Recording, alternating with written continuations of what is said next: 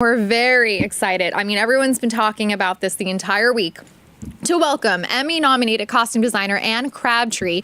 You have definitely seen her work on shows like Hulu's The Handmaid's Tale and HBO's Westworld. Welcome, Anne. Thank you. We are so glad to have you join us. You have like a lot of super fans here. Uh-oh.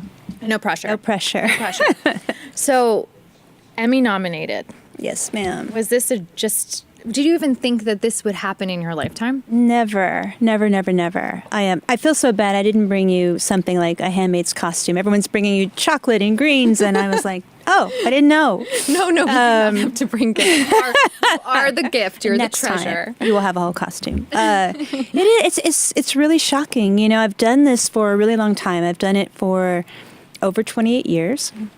I come from a place in Kentucky where there's not yet a lot of costume designers or people in film. I think there's like 2 of us so far.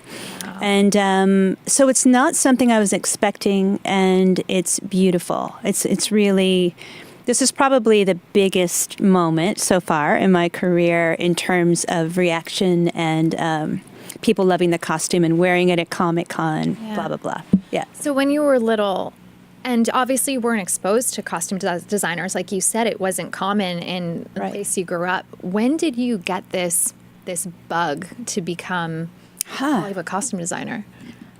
I wonder when I got the bug. I certainly had heard about this one man who designed costumes. He was friends with Joan Crawford. Wow. He's from our hometown, and he was a set designer and costume designer, you know, in the 30s or something like that. So I did hear about it. Golden era. Yeah, beautiful era. Yeah. To experience that, you know, I think I was someone who studied painting and Shakespeare and thought I was going to become an artist. I did become an artist, but kind of round the way. And as a kid, I wanted to be an archaeologist. So I know. But in a weird way, if you kind of push all that together, you get a costume designer by proxy because you have to research, you have to create foundations and unearth, you know, the people underneath, those actors who become the characters. And so, you know, I studied fashion in New York City and was heading in that direction. And I did that for a while. I worked for Elle magazine. And then slowly I started getting really into film from being here, and at a time in the 80s and 90s when there was really cool stuff happening, the Tarantinos and the Oliver Stones, and I could go on, I'm trying to think of women, Jane Campion, you know, and it was a moment when I've actually felt the shift, the attention to film. That's amazing. Yeah. Your costumes for The Handmaid's Tale have become part of pretty much the pop culture history. Wow. Were you surprised to see that kind of reaction? Kind of. I mean, you know, I read the book 30 years ago and saw the film 25 years ago. It's pretty faded in a way, isn't it? God, no. I mean, I was so faded, you said? No, faded. Oh, fated. Yes, faded. Absolutely. Sorry, it's my Jersey accent. No, I love it. You know, it's cool. Margaret Atwood, who wrote the book, and Daniel Wilson, who produced the film, were both on our show as producers. So it was kind of this like return circle moment where I could thank them for inspiring me so long ago. You know, that was in people's consciousness, the story. I think that the idea that it's become this kind of pulp culture thing, it's a little lost on me now because I've only had like a month away from the well, actually a few more months than that, but I've only had a month off from work in like 3 years' time.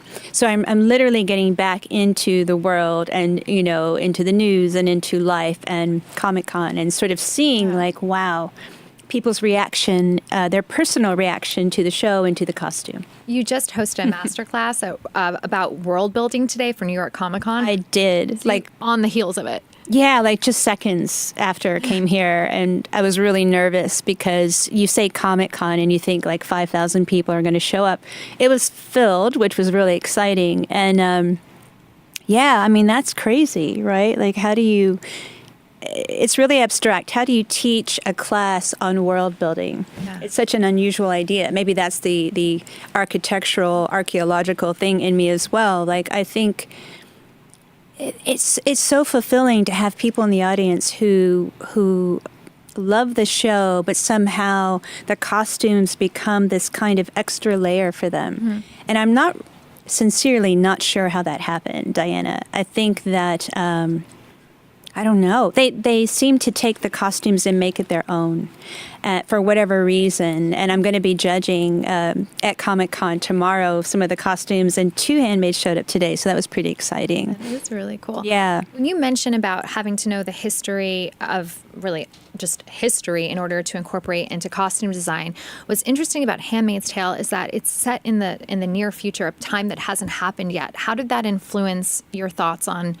what you envisioned for now what's iconic? Yeah, thank you. So, it's supposed to be maybe 2 or 3 years in the future. And I kind of remember right at 1990 in the world of fashion, how we all were looking ahead to what's it going to look like in the year 2000. Some people in the clubs, right, where I was one of them, was going overboard, over the top into everything shiny and metallic and, cyborg-ish. Right. And then the rest of the world, the fashion world, was kind of going into this place of very extreme simplicity and beautiful, simple lines. I think of, early Prada and early Calvin Klein. We're kind of heading back there again. Right, kind of modern. So I applied that, like, look at what you're wearing. Like, those elements would be in The Handmaid's Tale because it's beautiful to the eye.